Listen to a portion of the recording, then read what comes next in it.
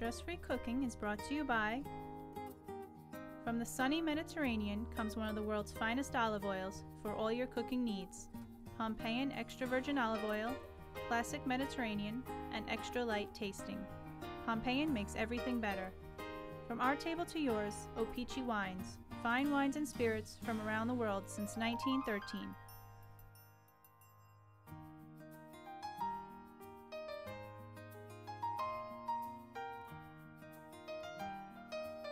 Cutco, the world's finest cutlery.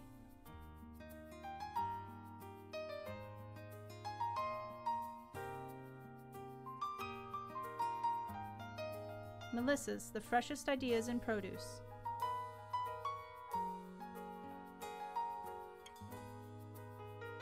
And Sub-Zero Wolf Appliances.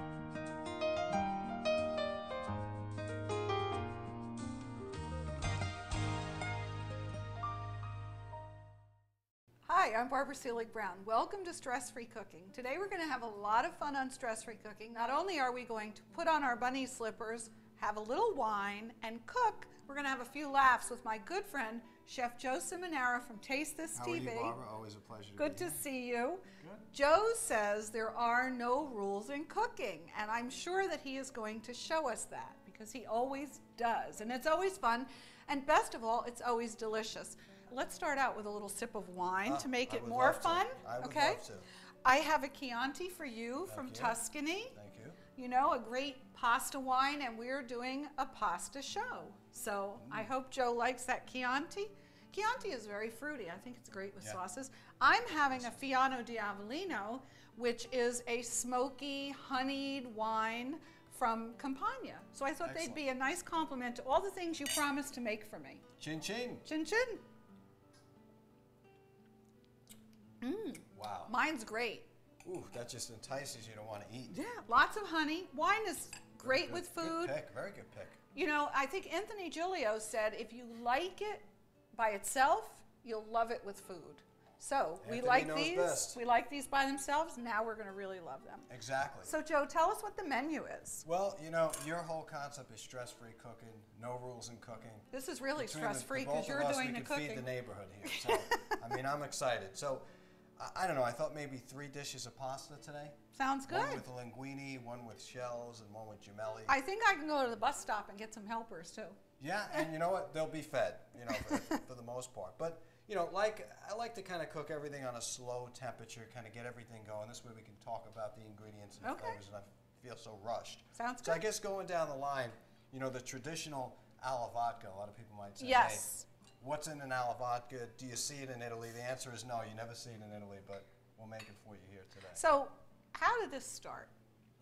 Well, the dish alla vodka actually began in a pizzeria as far back as I can get educated on. It was one of these things where they had a bottle of vodka, and they originally had the original alla vodka was made with shrimp. And it was in a pink sauce. And then I guess people over the years with the shellfish and shrimp was expensive, they decided to tone it down a bit, take the shrimp out, and then it became the alla vodka dish in New York. But originally, which I think it was 1923, it was made in shrimp. Okay, I never knew that. It that. did originate in New York City. I knew it was not an Italian specialty No. from Italy. Definitely not. I mean, I've went over there to relatives and friends in Italy, and I said, alla vodka, they said, What? alla what? Alla vodka. You know, and then when Right. we make it to them, they said, oh, they call it Portofino. Which we call Portofino here. It's sort of like a seafood medley. It's all crazy. messed up. There's a lot of problems with the translation, but also, don't you find that in this country, some restaurants overdo the pasta dishes? They put too many things in them. Definitely. I mean, they kill the natural flavor of the ingredient. Right. I mean, if you're cooking with beef, you should only taste beef, 1 or 2 ingredients to enhance those flavors. Too many people just lose you with ingredients. Right. How about that extra virgin olive oil? we Yeah, all it looks love? great, Wow, doesn't looks it? like Nice you and can fresh and bathe fruity. in this stuff, huh? Oh, it's good for your skin, you know. It is. Yeah. It is. I put a, Ooh, a that decent pan's amount. hot. Yeah, I like to get them hot. Not too much. I don't like to put anything, you know. Just enough to kind of cover the bottom. Yeah, just enough to cover the bottom. And I go with the onions first. Okay. And you know, the thing with this dish and the onions is it's really got to kind of watch it because they can't be hard. The onions can't be hard. And then you're going to add prosciutto in there. I love And prosciutto. prosciutto has like this smoky flavor. And what happens is you get all the aromas from the pork and you render this down. Right, and I mean, pork gives so many dishes a great flavor, and you didn't put a lot in there. Not at all. You know, just enough to flavor it. Exactly. And then on these dishes too, while this is kind of going very slow, what I like to do is put these other ones on really low and just kind of go back and forth. Because as we talked about before, you know, the joy about cooking is, especially when you're cooking with someone as talented as yourself, is you like to go back and trade ideas. Yes, right, I Yeah. love doing that. So we're going to put some oil in this as well. A little oil here, a little oil there. And I like to take everything down to like, you know, brown onions, stuff like that. Over here in this dish, we have some onions as well. We're just going to take a little bit of onions. And then what we want to do is take a little bit of garlic that I have here. And I like to smash my garlic. I've seen you do this technique before. Yeah, it's really easy, right? You know? Yeah. Not Yeah. like, some people like to do a piece of garlic like they're doing an onion. It's so tedious. I think so. And you know what? If you ever want to take it out, it's kind of whole enough that you can. Yes, and that is one good point. You know, if people, there are people that don't like to see garlic in their food. So if you have to cook for someone like that, just put the garlic in large enough so that you can take it out. You get the Exactly. flavor. You're right, absolutely right. Absolutely right. Garlic goes in this one too. And we also do the rest of the onions. See how easy it is to make 3 dishes? Yeah, I mean, if you go slow, you don't have to, you know, go crazy with it. Right. You know, and that's what we're Well, doing now. but the key to all of this being so easy is that you have the mise en place done. Ahead of time, yeah. This way you All can go your right down. ingredients are measured, chopped, washed, prepped, and you are ready to put them in the pan. So you really don't want to turn the pan on at home until all the ingredients are out on the kitchen counter. Said like a pro. Thanks. We'll take some cracked white pepper and put them in all the dishes. Kind of bleed it into the oil a bit, give it a little flavor. Flavor and season and oil. That's it. And then I just kind of wait for this to get brown. I'll raise this a little bit, you know, because you want the flavors of the prosciutto to kind of render out. Right. And I think one of the worst things I think you could ever eat, in my opinion, is raw garlic or uncooked onions. And raw garlic is hot, and if you cook it, it gets so much sweeter. You're right. Now, there's so many stages of garlic. You have raw, which is really hot, sauteed, which gets a little sweeter, and then you have roasted garlic, which is really, really sweet, and Yeah. a really great way to enjoy garlic flavor in your dishes if you don't like the heat. And you're one of the only people that I know that take that roasted garlic and infuse it in there. Yeah, it's really roasted, good. and that's great because roasted garlic is like one of these things that people just don't do anymore. It's easy, though. It's very easy. You Very cut the top off of a piece of a head of garlic, put it into a sheet of aluminum foil, wrap it up, put it in a hot oven until it's soft. And when it comes out and it's nice and soft, you squeeze the garlic out of the skin. Exactly. And it keeps for weeks in the refrigerator once you do that. It really does. All right, so this is kind of turning nice and brown. That looks good. What I do is add the old Smells good. vodka in here. You know, everybody says, you know, add the vodka, it flambés. If you kind of leave it in here and you don't shake it, it doesn't. Right.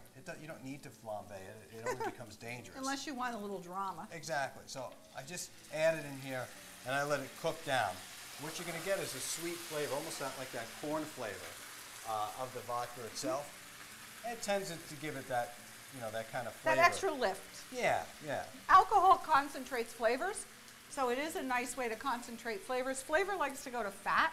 If you don't want to use a lot of fat and you use alcohol, it concentrates the flavors without all the fat. You're absolutely right. What we could do now is add some already made marinara sauce to this dish. And I add them at the same time. I don't really wait. The cream and the marinara. Cream and the marinara. And just kind of let that, And not a lot of cream.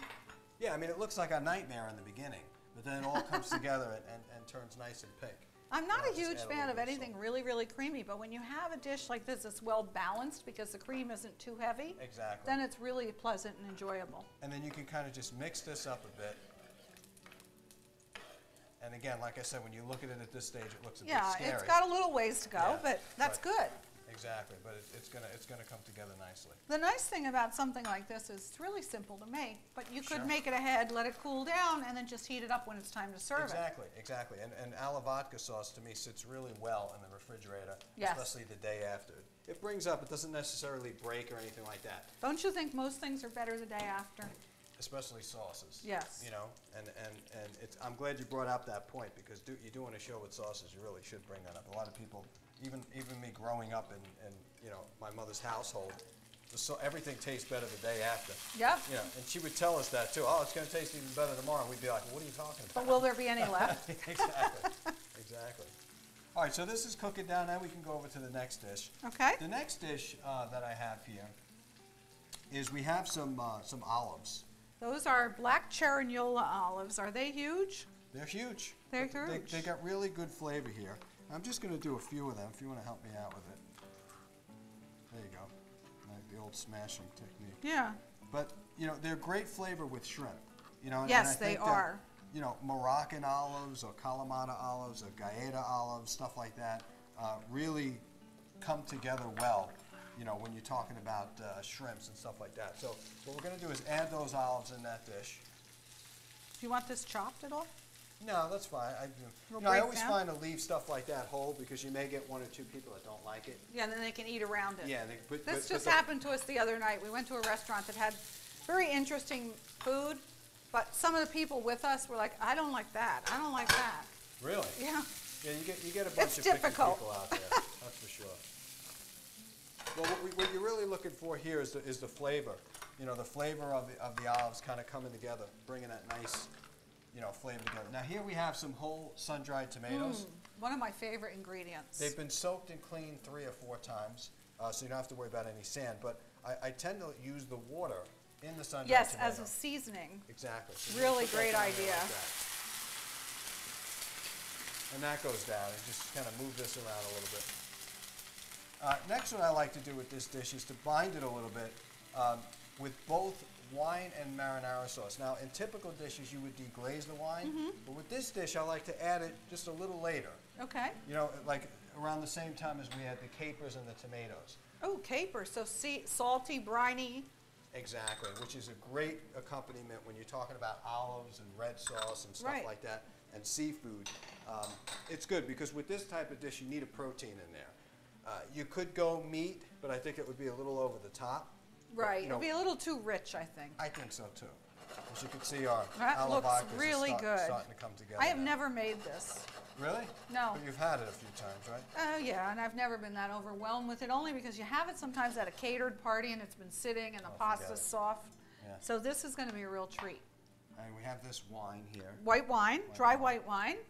Actually, the same wine we're drinking, Fiano di Avellino, because it goes well with the dish that Yeah. he's cooking. Absolutely. You should always cook with the wine that you're going to serve with the meal so that you don't have wines clashing with each other. Absolutely. Now for color, you could use basil, you could use baby arugula. I'm using baby spinach. Okay? Whatever you have in the house. Baby Exactly. arugula, flat Italian parsley, baby spinach. Exactly. Not only does it add to the color, but the flavor of the dish, and we'll just hit it with a little bit of salt. And we kind of let those flavors kind of marry. We'll forget about it a little bit. The shrimp only goes in at the very last stage. Right. You don't So wanna it's not overcook the shrimp. overcooked and rubbery. Exactly. So since we're close to this stage, This looks so good. yeah, this is actually coming together. Now we're going to jump to this dish here. Now this dish, I did that magically, by the way. It's one of these things I come here with friends. There all are the no time. rules, but No you have rules. powers. No rules. You know, I have powers. People that come in and eat. I track all walks of life, even people at a day. All right, so we have our meat that's going down in the pan. And I think at this stage, it's important to say to yourself that you're probably never going to use this spoon In any anywhere other else. dish, right. Exactly. That's a really good comment. This is also bison. Bison's very low in saturated fat. Very good. So it's a great choice. And it's very rich tasting. So It is a good choice. I It didn't goes a even know. long way. Yep. And I like to raise this up in the beginning, get all Yeah, that just to fat get it down browned. there, Yeah. There really isn't going to be much fat in there. I don't know if you want any olive oil in there. Yeah, let's add some more olive A oil. little bit because Why not? Yeah, We got it's enough so- we got a ton of olive oil here, so. I don't that think is so lean though, and you know, as I said, no saturated fat. So sometimes it needs a little help browning. Also, if you use bison to make a burger, you can't cook it really past rare because it just dries out. It goes from rare to well done almost immediately. No, you're right. You're right. We're going to shut this down.